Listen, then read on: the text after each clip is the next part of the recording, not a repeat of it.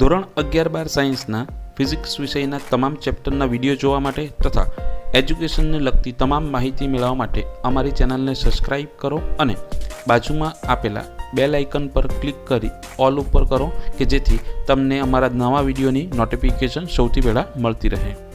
વિદ્યાર્થી મિત્રો, વર્ષ 2021-22 એટલે કે જે વિદ્યાર્થીઓ માર્ચ 2022ની અંદર બોર્ડની એક્ઝામ આપવાના છે તેમના માટે બ્લુપ્રિન્ટ જાહેર થઈ ગઈ છે। આપણે આજના વિડીયોની અંદર ફિઝિક્સ વિષયની બ્લુપ્રિન્ટને ડિટેલમાં સમજશું। અમુક એવી વસ્તુ છે કે જે તમને બ્લુપ્રિન્ટ જોઈને ખ્યાલ નહીં આવશે તો હું તમને સમજાવીશ। હવે આની અંદર પેપર કઈ ટાઈપનું હશે તો પેપર બે ભાગમાં વિભાજિત થશે, પાર્ટ એ અને પાર્ટ બી। પાર્ટ એની અંદર શું આવશે? આપણે બહુવિકલ્પી પ્રશ્નો એટલે કે એમસીક્યુ આવશે। કેટલા? 50 એમસીક્યુ।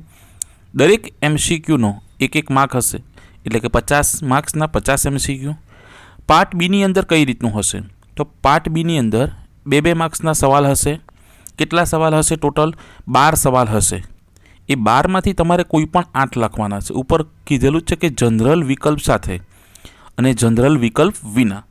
જનરલ વિકલ્પ એટલે 12માંથી કોઈ પણ 8 લખવાના। એવું નથી કે એક સવાલના અથવામાં બીજો સવાલ તો 2માંથી 1 લખવાનો। ટોટલ 12 હશે તેમાંથી કોઈ પણ 8 લખવાના છે। દરેકના બે માર્ક એટલે 16 માર્ક થશે। 8 દુ 16 માર્ક્સ।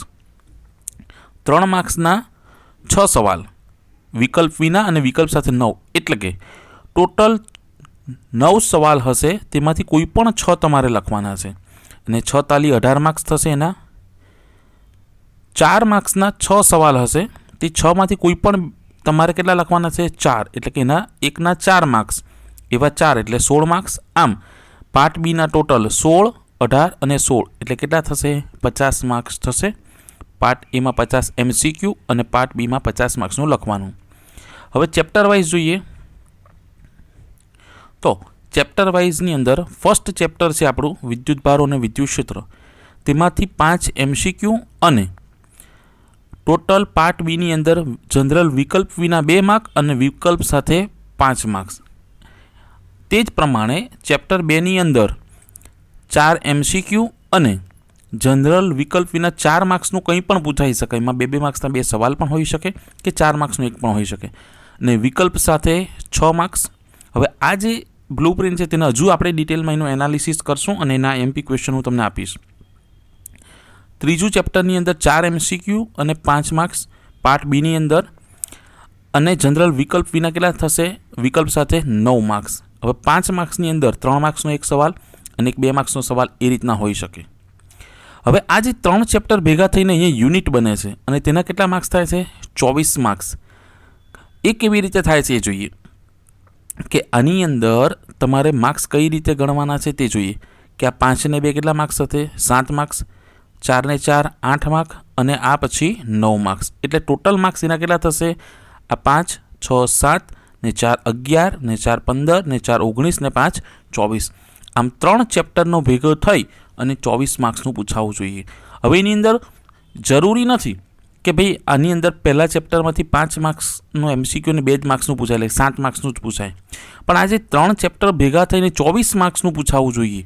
આ 3ની અંદર એ લોકો ઉપર નીચે કરી શકે કે ભાઈ આ 4 વાળાને ઉપર લઈ લે અને 2 વાળાને નીચે લઈ લે, એટલે કે પહેલા ચેપ્ટરમાંથી 4 માર્ક્સનું પૂછે પાર્ટ બીમાં અને બીજામાં 2 માર્ક્સનું પૂછી શકે, એ પણ કરી શકે, પણ આ 24 ચેન્જ થવા જોઈએ નહીં।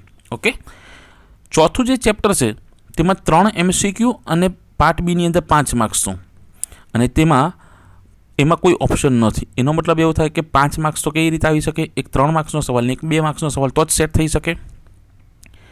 પાંચમું જે ચેપ્ટર કરું તેમાં 3 એમસીક્યુ અને 2 માર્ક્સનો એક સવાલ પૂછાશે કમ્પલસરી।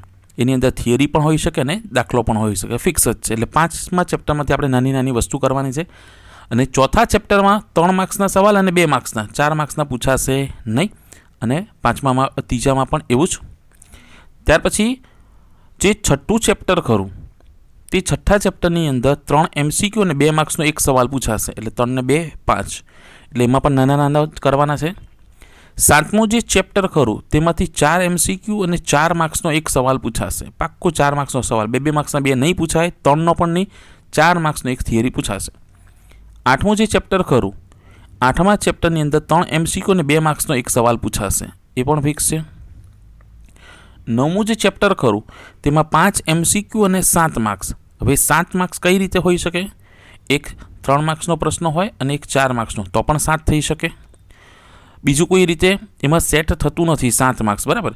અથવા તો એવું હોઈ શકે કે બે માર્ક્સના 2 સવાલ અને એક 3 માર્ક્સનો 1 સવાલ, તો પણ 7 સેટ થઈ શકે. આ પ્રમાણે હોઈ શકે.